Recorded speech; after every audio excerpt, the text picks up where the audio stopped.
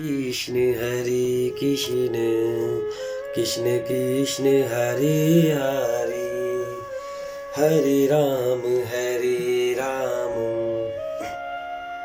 राम राम हरे हरे हरे कृष्ण कृष्ण कृष्ण हरे हरे हरे राम राम राम हरे हरे हरे कृष्ण कृष्ण कृष्ण हरे हरे हरे राम राम राम हरे हरे। श्री रामचरितमानस। महेश्वर शिवजी का समाज समझकर सब लड़कों के माता पिता मुस्कुराते हैं। उन्होंने बहुत तरह से लड़कों को समझाया कि निडर हो जाओ, डर की कोई बात नहीं है।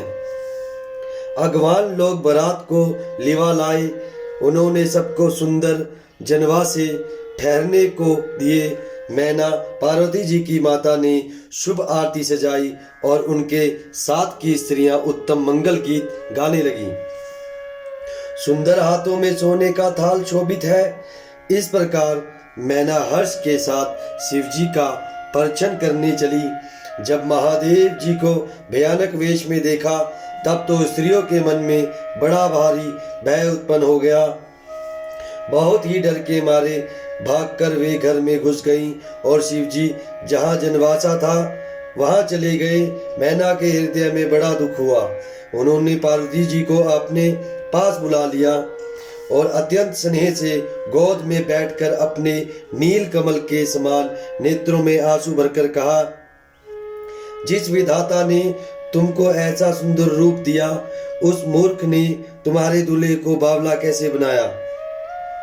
जिस विधाता ने तुमको सुंदरता दी, उसने तुम्हारे लिए वर बावला कैसा बनाया। जो फल कल्प वृक्ष में लगना चाहिए वह जबरदस्ती बबूल में लग रहा है। मैं तुम्हें लेकर पहाड़ से गिर पड़ूंगी, आग में जल जाऊंगी या समुद्र में कूद पड़ूंगी। चाहे घर उजड़ जाए और संसार भर में अपकीर्ति फैल जाए, पर जीते जी मैं इस बावले वर से तुम्हारा विवाह ना करूंगी। हिमाचल की स्त्री मैना को दुखी देखकर सारी स्त्रियां व्याकुल हो गई। मैना अपनी कन्या के स्नेह को याद करके विलाप करती, रोती और कहती थी, मैंने नारद का क्या बिगाड़ा था, जिन्होंने मेरा वस्ता हुआ घर उजाड़ दिया और जिन्होंने पार्वती जी को ऐसा उपदेश दिया कि जिससे उसने बावले वर के लिए तप किया। सचमुच उनके ना किसी का मोह है, ना माया, ना उनके धन है, ना घर है और ना स्त्री ही है। वे सबसे उदासीन हैं, इसी से वे दूसरे का घर उजाड़ने वाले हैं। उन्हें ना किसी की लाज है, ना डर है। भला बांझ स्त्री प्रसव की पीड़ा को क्या जानी। माता को विकल देखकर पार्वती जी विवेक युक्त कोमल वाणी बोली, हे माता, जो विधाता रस देते हैं वह टलता नहीं। ऐसा विचार कर तुम सोच मत करो। जो मेरे भाग्य में बावला ही पति लिखा है तो किसी को क्यों दोष लगाया जाए। हे माता, क्या विधाता के अंक तुमसे मिट सकते हैं। वृथा कलंक का टीका मत लो।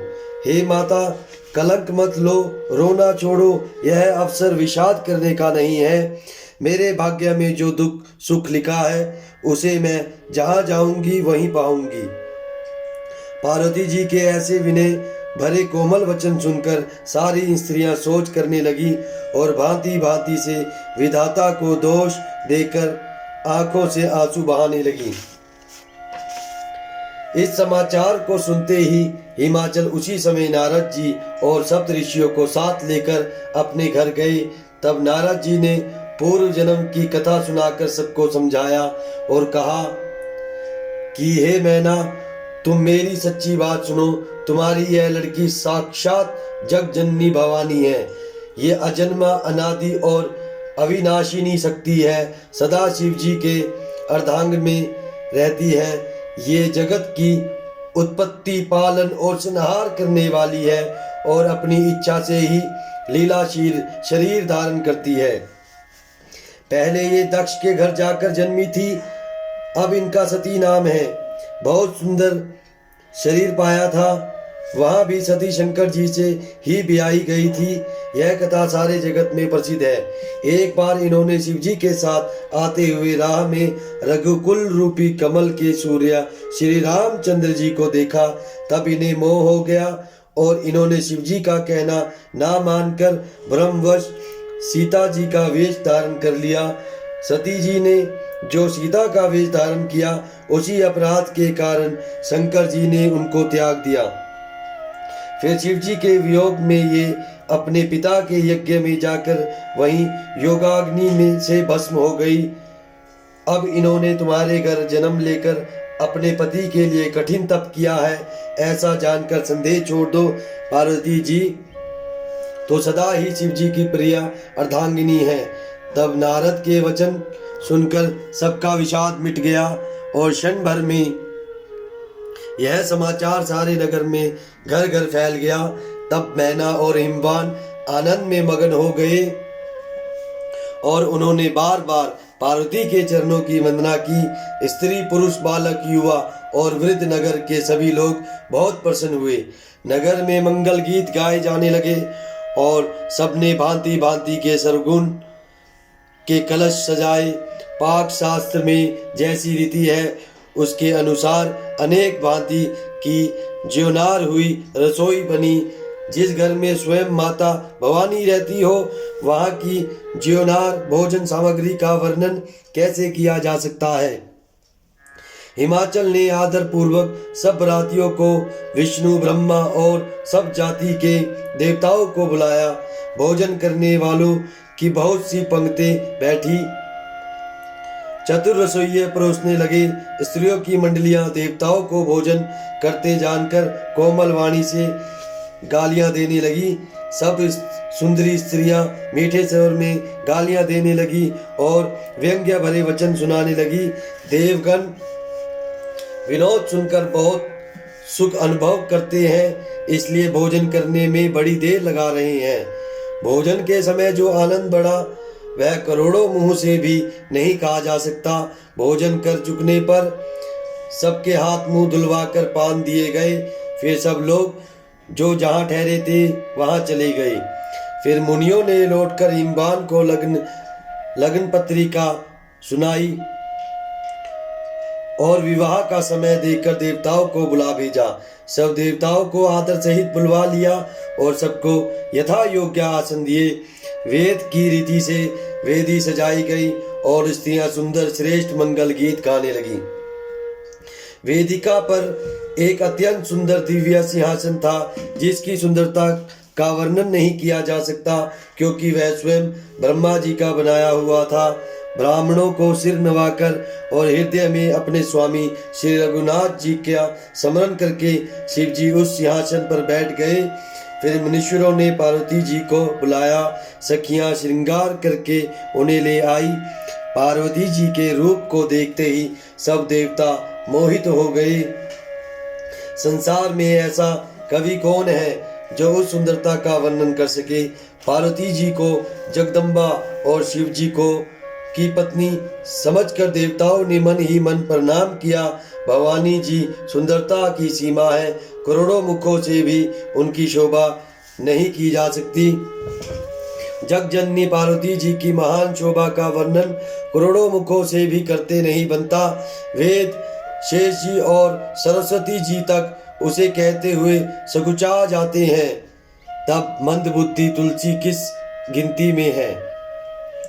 सुंदरता और शोभा की खान माता भवानी मंडप के बीच में जहाँ शिवजी थे वहाँ गई। वे संकोच के मारे पति शिवजी के चरण कमलों को देख नहीं सकती, परंतु उनका मन रूपी भौरा तो वहीं रसपान कर रहा था। मुनियों की आज्ञा से शिवजी और पार्वती जी ने गणेश जी का पूजन किया। मन में देवताओं को अनादि समझकर कोई इस बात को सुनकर शंका ना करे कि गणेश जी तो शिव पार्वती जी की संतान है, अभी विवाह से पूर्व ही वे कहाँ से आ गए। वेदों में विवाह की जैसी रीति कही गई है, महामुनियों ने वह सभी रीति करवाई। पर्वतराज हिमाचल ने हाथ में कुश लेकर तथा कन्या का हाथ पकड़कर उन्हें भवानी शिव पत्नी जानकर शिवजी को समर्पण किया। जब महेश्वर शिवजी के ने पार्वती का पानी ग्रहण किया, तब इंद्रादि सब देवता हृदय में बड़े ही हर्षित हुए। श्रेष्ठ मुनिगण वेद मंत्रों का उच्चारण करने लगे और देवगण शिवजी का जय जयकार करने लगे। अनेकों प्रकार के बाजे बजने लगे। आकाश से नाना प्रकार के फूलों की वर्षा हुई। शिव पार्वती का विवाह हो गया। सारे ब्रह्मांड में आनंद भर गया।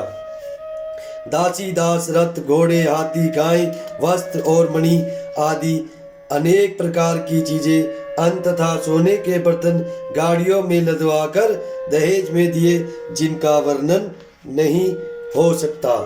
हरे कृष्ण कृष्ण कृष्ण हरे हरे, हरे राम राम राम हरे हरे, हरे कृष्ण कृष्ण कृष्ण हरे हरे, हरे राम राम राम हरे हरे।